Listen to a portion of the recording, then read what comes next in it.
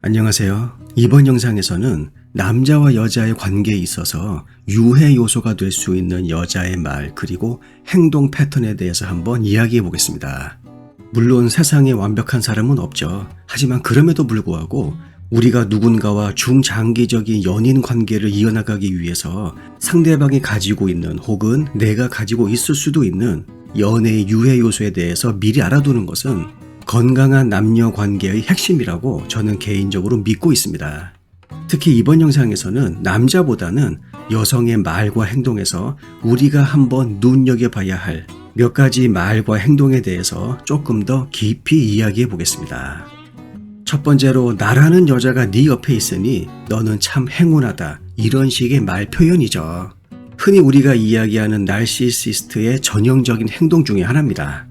자기에 대한 자아상이 너무나 크게 부풀려 있다 보니 근본적으로 공감 능력이 부족할 뿐더러 상대방으로부터 과도할 정도의 인정을 요구하기도 합니다. 사실 나르시시스트는 우리가 생물학적으로 접근할 수가 있습니다. 왜냐하면 나르시시스트가 보여주는 말과 행동들은 공감 그리고 자기인식과 관련된 뇌의 구조와 연결되어 있을 가능성이 높기 때문이죠. 신경과학자인 존 스미스 교수의 말에 따르면 나르시시스트적인 말과 행동을 보여주는 사람들의 경우 감정 조절 그리고 공감과 관련된 뇌의 부위인 편도체 그리고 전두엽 피질에서 이상 패턴을 보여주는 경우가 있다고 하네요.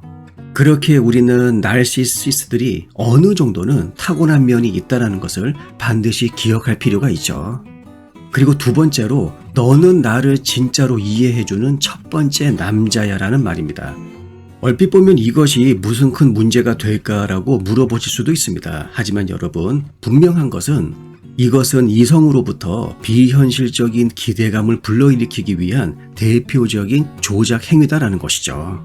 사회심리학자인 사라 존슨 교수 같은 경우에는 이러한 여성의 말을 일종의 가스라이팅이라고 빗대어 설명하고 있습니다. 간단히 말해서 현실을 약간 왜곡해서 상대방을 조종하는 행위이죠.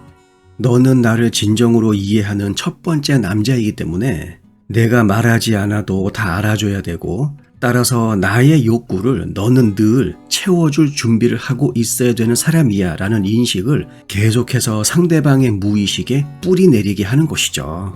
결국 이것은 남자로 하여금 자기 감정에 대한 혼란, 자기 의심, 그리고 심지어는 상대 여성에 대한 의존성까지 불러일으키게 됩니다.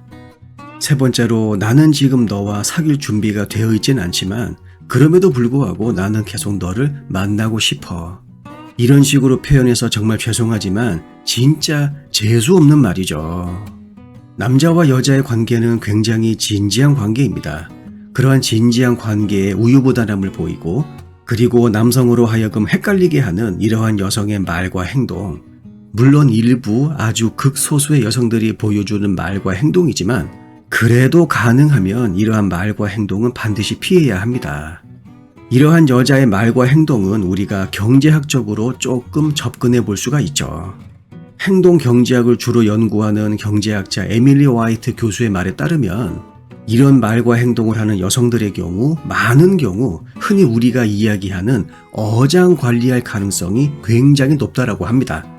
어장 관리, 한마디로 이야기해서 동시에 많은 남성을 만나고 다닌다는 것이죠.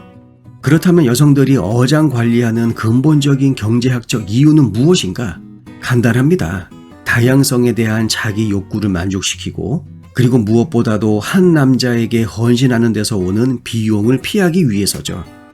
그 비용이 정서적인 비용이든 아니면 경제적인 비용이든 할 것 없이 헌신 자체를 피함으로 인해서 독립성을 유지하고 풍부한 자원을 확보하기 위해서죠. 방금 제가 이야기한 것처럼 어장 관리하는 남자와 여자들은 근본적으로 회피형 애착 스타일을 가지고 있을 가능성이 굉장히 높습니다. 임상심리학자인 마크 앤더슨 박사의 말에 따르면 회피형 애착 스타일을 가지고 있는 남자와 여자들의 경우 이성관계를 주렁주렁 매달고 다니는 그러한 행동 패턴을 보이는 경우가 상당히 많다고 합니다.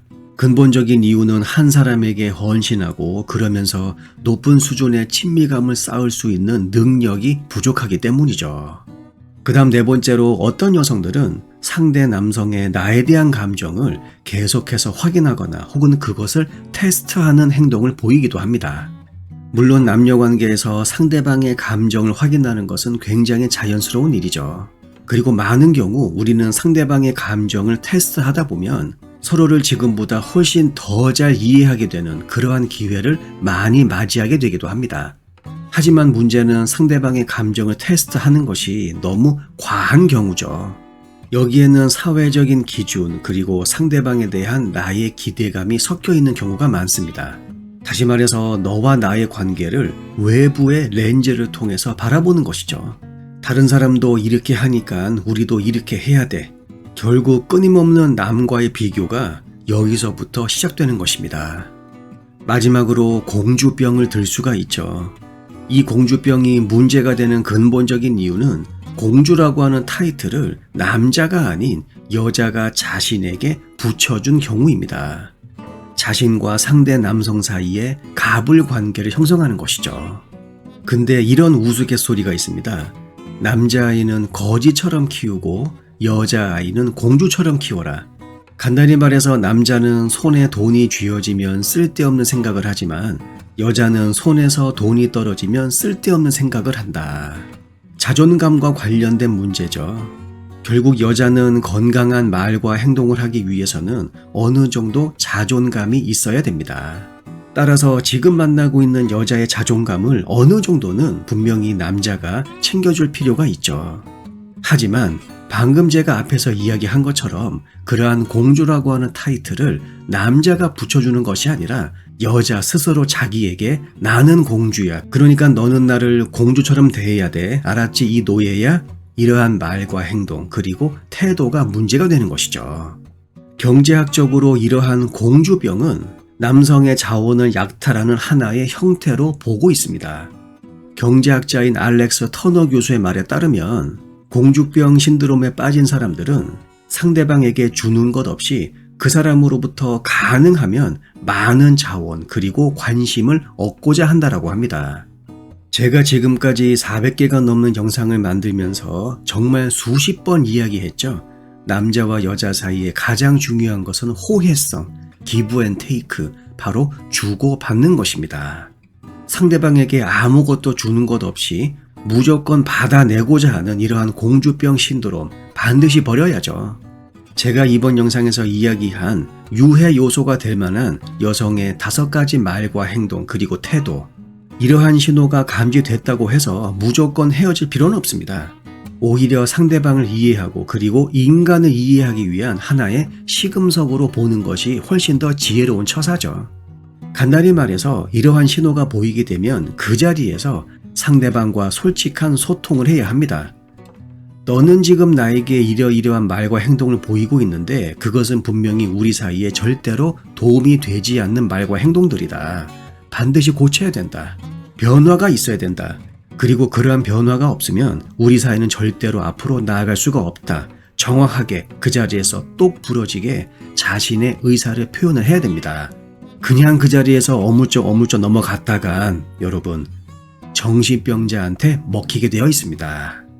이러한 남녀 사이의 유해 요소를 아는 것은 근본적으로 나라는 한 인간을 발전시키는 굉장히 중요한 하나의 단서가 될 수 있습니다. 그리고 가장 중요한 건 남녀 사이의 유해 요소에는 분명한 이유가 있다라는 것. 그리고 그 이유를 정확하게 알지 못한다고 하면 언젠간 그것이 결국 나에게 독화살이 되어서 돌아온다라는 것을 반드시 기억하시기 바랍니다. 영상 내용이 도움이 되셨다면 구독과 좋아요 부탁드릴게요. 다음 영상에서 뵙겠습니다.